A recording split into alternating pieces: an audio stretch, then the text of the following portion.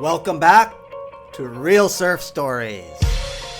Many of the greatest surfers to have never won world titles is not to any lack of greatness on their behalf, as much as the dominance of surfers who defined eras of competitive surfing, like MR, Margo Oberg, Curren, Kelly, Steph, and Carissa, who took dozens of year-end overall trophies off of the table.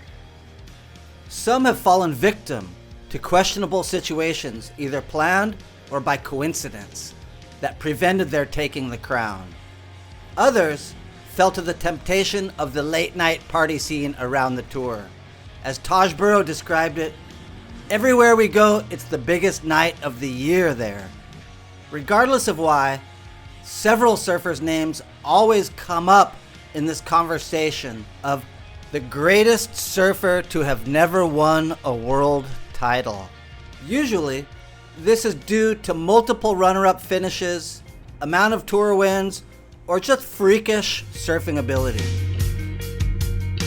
Wayne Lynch dominated the junior ranks in Australia in the late 60s and notably changed surfing performance standards at the 1968 World Contest in Puerto Rico with a display of innovative, brand new vertical shortboard surfing and edge control before being eliminated due to an interference call against David Nuiva. His movie parts the next few years in Witzig and Falzon films influenced surfers all over the planet and led to a massive shift in performance worldwide.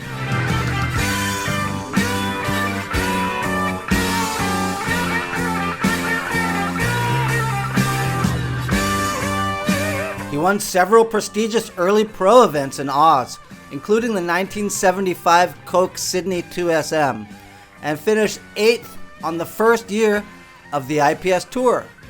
But Wayne is not on this list for contest results, as much for how comparably high his level was in this era.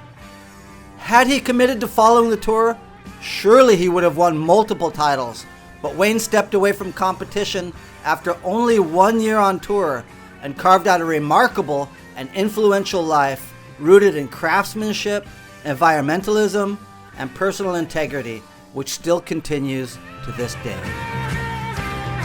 Another surfer who did not have the long-term contest record but deserves to be on this list just due to his comparative level and ability in the mid-70s is Michael Peterson. MP was Oz champ in 72 and 74, won belts 3 times in a row from 73 to 75, won the inaugural Coke Classic in 1974, and in 1977 won the first man-on-man event in history, the Stubbies at Burleigh Heads, in a legendary final against MR. After accepting the $5,000 prize, he withdrew from the competitive scene, marking a premature end to his illustrious career. Shortly thereafter, Peterson went underground, living a reclusive lifestyle and battling personal challenges including heroin addiction and schizophrenia. Sadly, MP passed away in 2012 at the age of 59, reportedly due to a heart attack. Jericho Poplar, in 1976, finished the inaugural year of the IPS Tour with the most... I work really hard at it, and I travel all around the world, and so I think we can do it.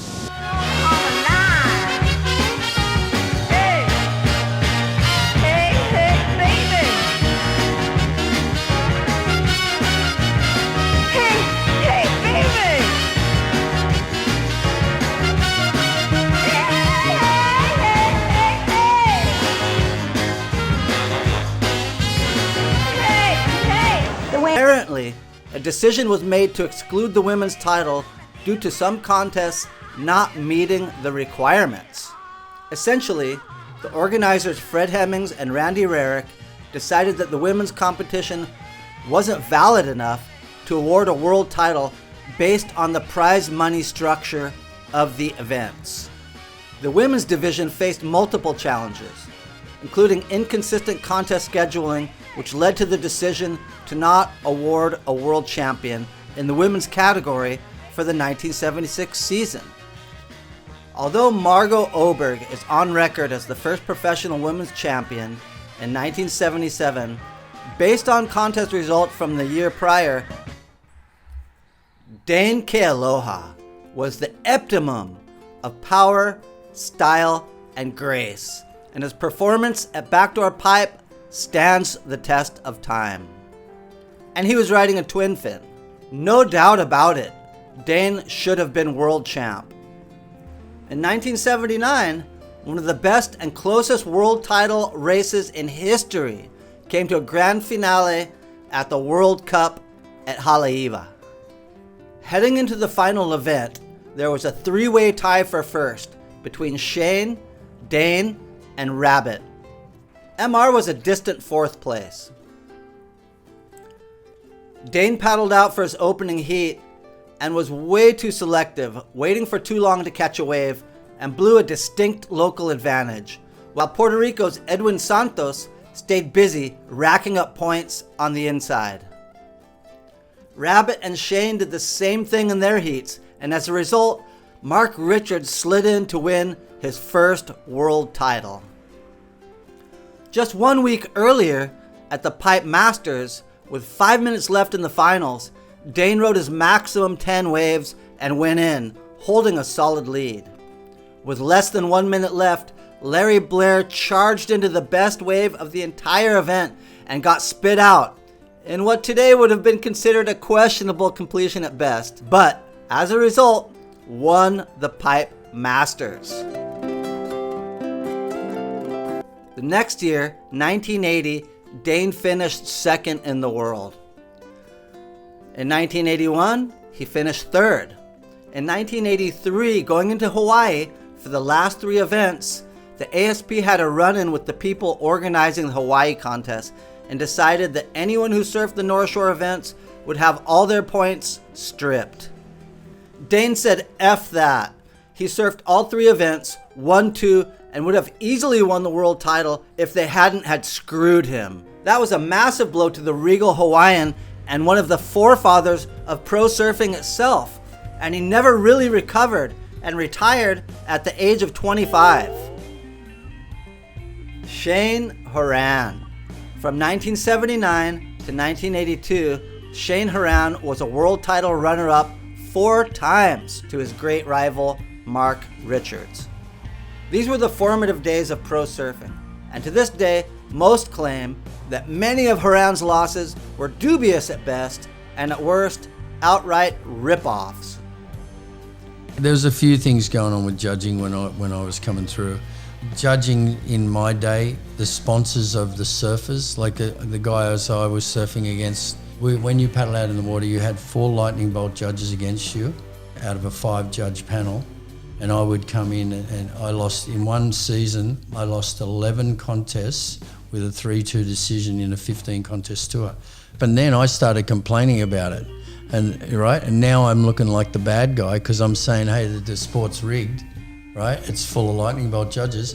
It took about 4 years to then they came up with a rule: the judge cannot have any affiliation with the surfer. Had that rule been in when I came in, I probably would have won all my world titles. My contest record with Tom Curren, Tom Carroll, Mark Richards, I've got the wood on all those guys. I've beaten them more times than they've beaten me. People say, oh, if you would have changed boards and that, they don't realise that we were going through twin fin. It was a twin fin versus single fin at those stages. It was the star fin versus the thruster. In his years on tour, he racked up an impressive 12 tour victories. Mark Richards retired after his 4th world title, while Shane continued having a long and successful career. But despite some huge performances and dominating event wins, he never again came close to winning it all. Gary Kong Elkerton joined the Pro Tour halfway through the 1984 season and was immediately a standout, due to his savage bravado in big waves, his low body torque power carving, and his hard partying antics on land. Kong was 3-time runner-up and was also the first non-Hawaiian to win the Hawaiian Triple Crown, and did it twice. In 1987, he was beaten to the world title in the last event of the year by fellow Aussie Damien Hardman on a technical interference call at Sydney's North Stein Beach. I left Hawaii in number 1 position. It's the year I won the events back-to-back. Should have been world champion, you know. I shouldn't have had to go on to Manly to compete in minute ways at Manly. And the funny thing about that is that the priority rule at that stage was that if you had priority, no matter where you were, the guy who had priority caught the wave. Even if he couldn't get around that section, you could not catch that wave. So I was paddling back out. I needed like 3 point something, and it's right calm, and Damien was way deeper. And he took the wave and just went straight in the whitewater. And I couldn't catch it because I would have been called interference, and I would have gotten 3.5, and I would have won the world title right there.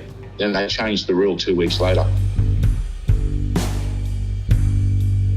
You know, and the other one with the hose, yeah, that was a hard one to take.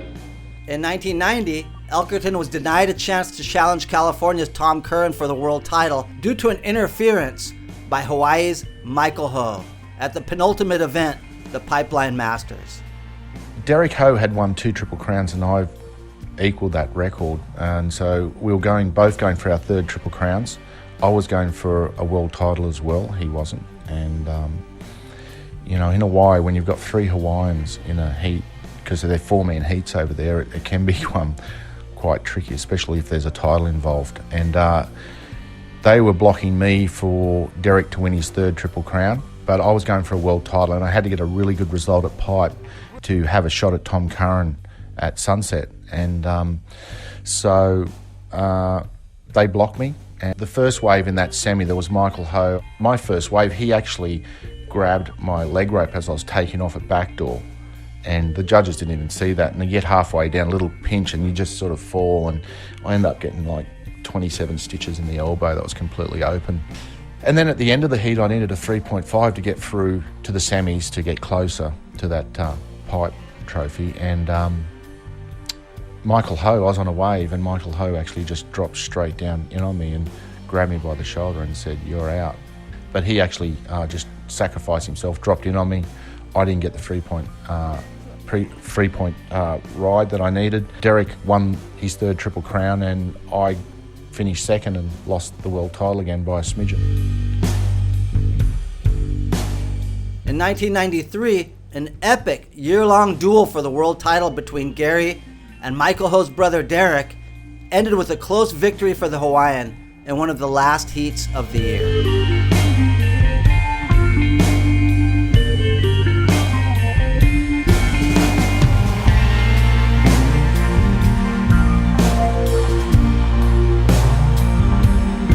Derek Ho positioned himself inside, preparing to catch a wave. Kong, needing to advance to secure his world title bid, was positioned outside. Ho backed off to allow Larry Rios to catch a wave, which ultimately resulted in Rios scoring well enough to advance, eliminating Kong from the heat, costing him another world title. Yeah, the 3rd one was the gut wrencher. Kong racked up numerous tour victories and was the tour's most feared competitor at any venue in various generations. Kong's final tour highlight was at G-Land in 1996. He beat superstar Kelly Slater in the semifinal by scoring a perfect 10-point ride. Jody Cooper debuted on the World Tour in 1983 and finished the year at number 4. I came out of the blocks pretty fast. Like, I qualified to make the main events in my first year. I think I nearly won the world title in my 2nd year. So that was a pretty big thing. You know, it was a big step up. She was runner-up at the end of 85 and racked up 13 event wins in her storied career, where she was a dominant force, especially in waves of consequence. I think being from Western Australia, and it's super powerful, like there's some places in WA that are on par with Hawaii with the power. I think I was brought up in a lot of powerful surf. So my style of surfing really got better when I was in more powerful surf. And in that era of where it was really hard for a woman surfer to get any acknowledgement or, pats on the back from any of the pro surfers or anyone, the one aspect where you could was if you could surf well in big waves, you kind of got some prestige from them. They'd say, wow, that chick's really good. That really strove me to want to do really well in big waves. During the next 6 years, she never ranked lower than number 4 in the world. Yeah, of course I wanted to be the best surfer I could possibly be. I wanted to be the best in the world. No, so that was another really huge thing that I went through in the prime of my career, which was really hard to deal with. And that was another thing I had to balance, trying to win a world title and then, realising that I was probably gay. And so that was a pretty big thing for me to have to deal with because, you've got to deal with it yourself and then obviously act upon it. It was, very, very not well accepted at all. At the end of the 1993 season, she retired after 11 years on the world professional circuit. She bowed out in style by winning the last event she contested, the World Cup event in Hawaii. It was the 4th time she had claimed this title. Taj Burrow. Taj was a young phenom, qualifying for the tour at 17 years of age, but chose to wait another year, stating that he thought he was too young to do the tour full on. He joined the tour the next year in 1998, convincingly winning Rookie of the Year.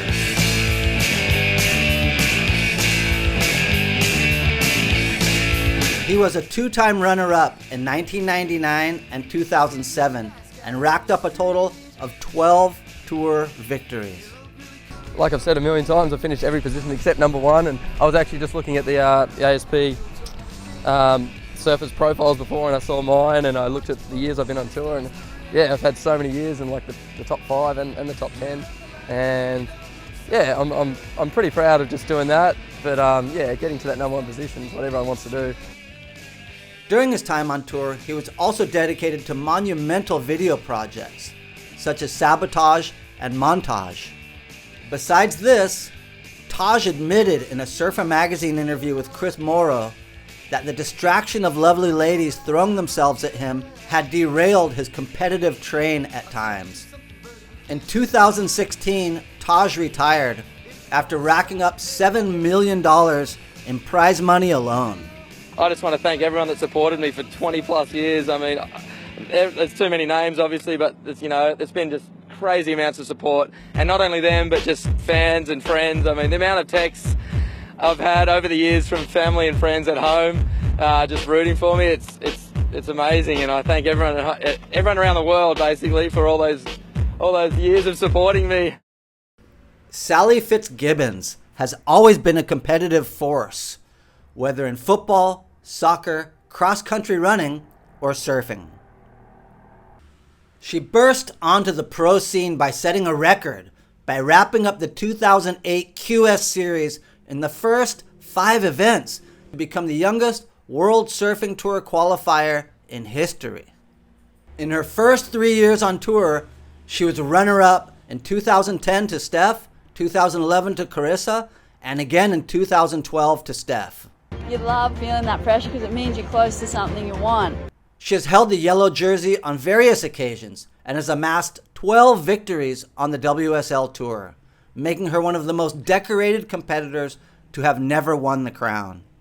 Ultimately, you're trying to hold on tight as you can to the fact that you started this because I want to surf the best I possibly can. I want to be the best athlete I possibly can, and I want to win world titles. At the time, I guess, when you're in the midst of those title races, you're like, wow, okay, it's like it's so right there that when you do have the pitfall, where it doesn't work out and the siren blows and you're like, oh, and the other world champions getting carried up the beach.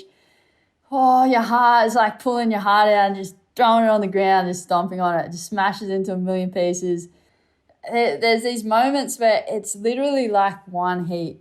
But I know in the long run, I've been better off for it. I wouldn't actually change it for the world. Maybe winning titles early on in my career, I wouldn't have evolved because I'm most definitely not the surfer I was when I first qualified in 2008. I consider over my years, I've pushed and pride myself on evolving, and it is a roller coaster ride to experience that. It's like putting the thing you've wanted the most right in front of you. Literally, like you can reach it and then just go and psych, like every time just taking it away. Sometimes I look at myself and think like, are you ready to just stop trying? And every time I think that, I'm like, nah, no way. Rob Machado is known as one of the most stylish surfers of his era, yet was a fierce competitor with an impressive record over his 6-year career on tour. He was Rookie of the Year in 1993. He won the Pipe Masters in 2000. In total, he compiled 12 event wins. He was a runner-up to the world title to Kelly Slater. From a very early age, from when we were 12 years old, he won everything. We always felt like we were in his shadow, but then again, we were kind of riding his coattails, and we were trying to keep up with him. He was pushing us to be better and pushing us, and we were pushing him. We're pretty blessed to have someone like that. It'd be like, growing up playing basketball with Michael Jordan.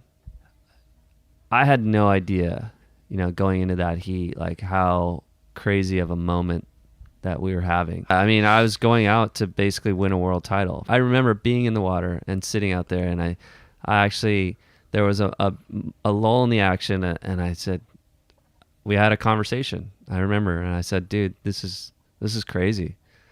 And we looked into the beach, and there was probably a couple thousand people on the beach, and I said, we're out of pipe, and it's like 8 to 10 feet, and it's just us out here. How cool is that?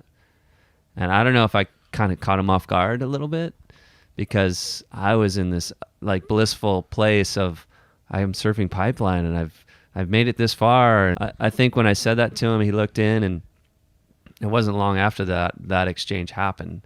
That waves, the high five wave. I think it was the best heat of my life, and the most fun heat of my life.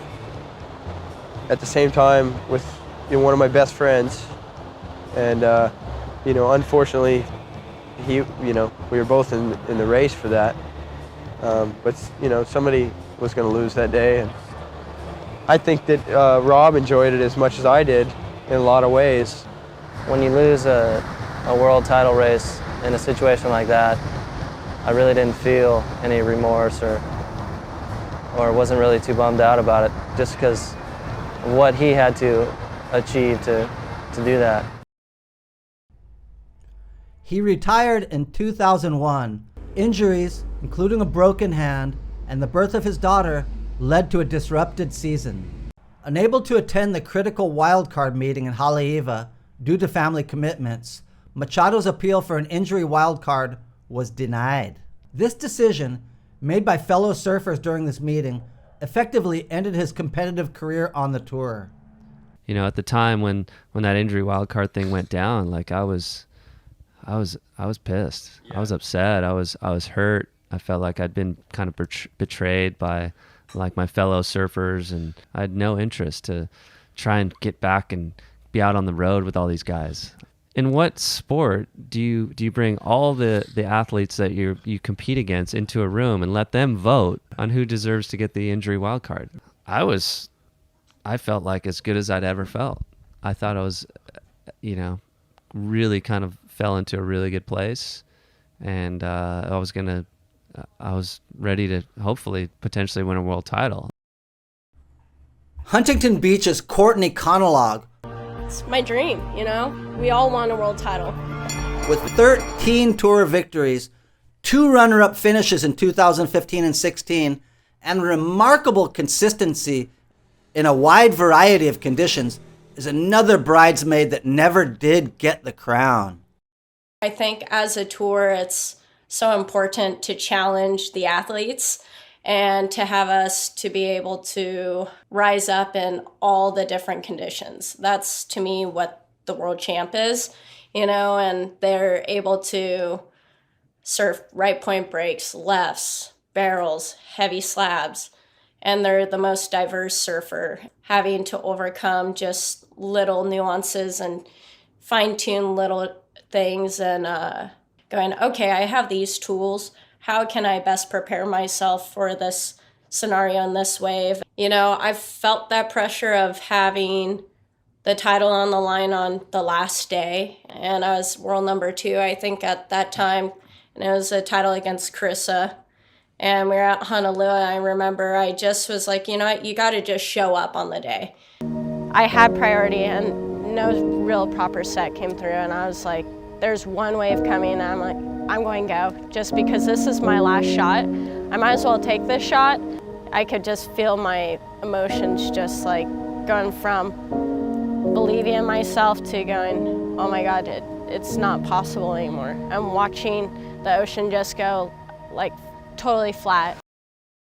The ocean complicates things, and your mind does as well, and your mentality on the day, how you woke up that morning, everything plays into it. No matter what, it's like you're managing mistakes and you're performing the best you can with what you're given, the cards that you're given.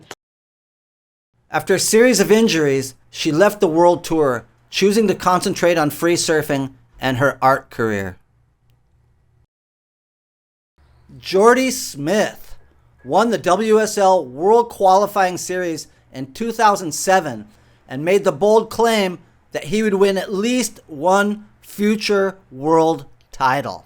At the time, there was an unprecedented bidding war between major surfing companies for Jordy, with both Nike and O'Neill vying for his sponsorship, with Nike even having Tiger Woods call him and Michael Jordan email him.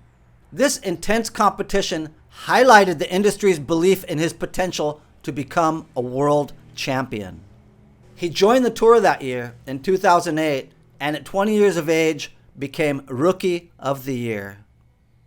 Yeah, my surfing, I just kind of try and portray more relaxed but aggressive kind of at the same time. I guess just finesse, probably with aggressive maneuvers, a lot of the new school kind of stuff, airs, 360s, whatever you want to do on the wave. I just try and do that and, excite the crowd and at the same time have fun while I'm doing it. With 18 years on tour, 8 wins, and 2 runner-up finishes in 2010 and 2016, Jordy's long-standing ambition to secure a WSL world title has been a consistent part of his professional narrative. I'm very comfortable with who I am, what I've achieved. Sometimes I feel like it's more, whether it's the hype or the people, the fans, they want it for you so badly, they feel like you deserve it. That's kind of the feelings that I get sometimes, where I'll be like, they'll be like, come, bro, you got to get this title, you got to do it. And I feel like they're speaking out of a place where it's more for them. Some people can take that as like a lot of pressure, but personally for me, it's just like, geez, I'm going to go and give it my everything every single time, every single year. My personality is to get obsessive over things. Each year, you choose a thing to become obsessed over. A lot of people might think that it becomes the title or that it's the title, but it's not. It needs to be the work that will get me to the title. Whatever that work is, every year becomes another thing that I obsess over that I need to put in place that hopefully will help me achieve my goals. Maybe this is the year. At the time of me narrating this, Jordy is ranked number 1 in the world and wearing the yellow jersey heading into the last half of the 2025 WSL season.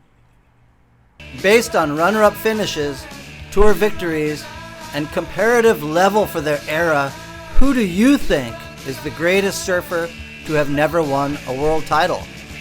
Let us know in the comments.